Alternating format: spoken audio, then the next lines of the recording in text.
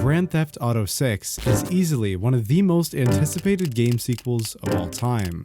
Yet despite its over 10-year-long wait, almost any details of the game have been completely shrouded in mystery. That is, until last year, when suddenly dozens of leaked videos from inside the game began to surface online. Naturally, this sent the internet into a frenzy, with everyone wanting to know just who was responsible for arguably the biggest leak in gaming history.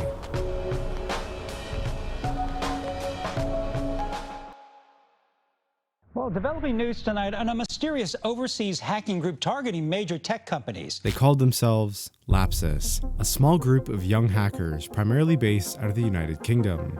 On December 10th, 2021, the group would launch its first ever attack on the Brazilian Ministry of Health. For weeks, they had been secretly gaining access to their cloud servers and copying their internal data, until finally, in the late hours of the night, the group completely defaced the government website, leaving a message stating that they deleted over 4 terabytes worth of Brazilian health records. On the website, they also left an email and a public Telegram group chat stating, "Contact us if you want the data back," a supposed ransomware attack. And it's right here where we begin to notice the first signs of Lapsus's true motives. They weren't some big group of political activists trying to spread a certain message. Rather, they simply wanted to get money and get famous for doing it. And that's exactly what they would do.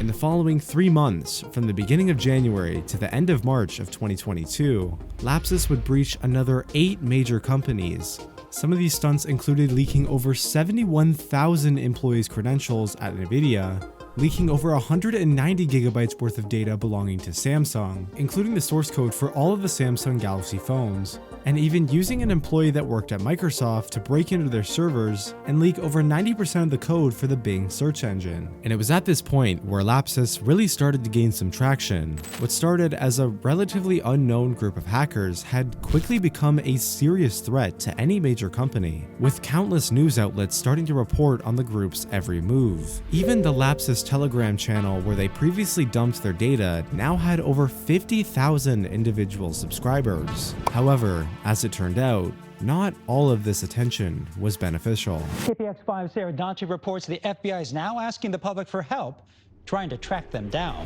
On March 29th, none other than the FBI would open up their investigation to the public, asking individuals for any possible information they had on Lapsus. But with such a widespread search, it wouldn't take long before information started to roll in, and the City of London police would find and arrest 7 teenagers between the ages of 16 and 21, including the supposed mastermind behind the group, a 16-year-old teenager named Arion Kurtaj.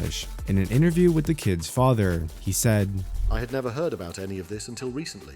He's never talked about any hacking, but he is very good on computers and spends a lot of time on the computer. I always thought he was playing games." Shortly after his arrest, Arion had actually been doxxed by a rival group of hackers. This information included things like his full name, the address of his parents' house that he lived in, and his supposed net worth of close to $14 million in Bitcoin, some of which he made from the ransomware attacks with Lapsus. Eventually, all 7 of the teenagers arrested would be ultimately released under investigation. However, out of concern for his safety, London police would place Arion in a Travelodge hotel with strict but unsurprising punishments, including having no access to a computer or the internet.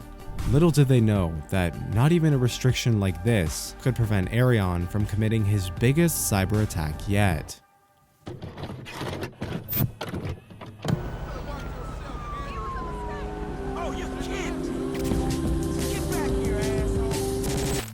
One night while he was on bail, Arion walked out of the hotel he was staying at and into a grocery store nearby. It was there where he would make the unusual purchase of an Amazon Fire Stick, a device normally used to watch TV shows and movies. However, Arion had a different plan with it. After exiting the store and eventually returning to his hotel room, Arion plugged the Fire Stick into the hotel TV, which, coupled with the keyboard and mouse he also bought, gave him somewhat of a makeshift computer using the TV as a monitor, complete with internet access. It was presumed that he then downloaded a web browser off of the Amazon App Store and used some sort of cloud services like a virtual machine or similar to execute an attack attack on Rockstar Games. He began finding and creating a list of employees that worked at Rockstar and used various social engineering tactics like phishing scams to gain highly sensitive information like their email and password. All he needed was for one innocent employee to fall victim to this scam, and unfortunately, after some time, that's exactly what happened. From there, he used the employee's email to gain access to Rockstar's Slack, a co-working tool where Rockstar employees shared and stored their work. This included all sorts of highly confidential files, in-progress videos, and even the source code for their upcoming game Grand Theft Auto 6. To say the least, it was a goldmine. Arion decided to take his excitement to a website called GTA Forums under the anonymous username Teapot, where he would post, well, leak lots of stuff from GTA 6, videos, pictures, and much more. Stay tuned, thanks. Be back soon.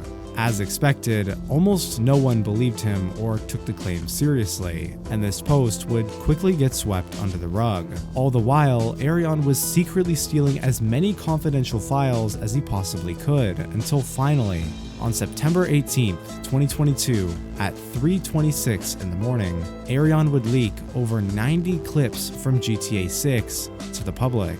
At the same time, he attempted to blackmail Rockstar Games, threatening to also release GTA's source code. Anyways, I'm asleep for some hours now. Little did he know the chaos that would ensue as he dozed off into the night.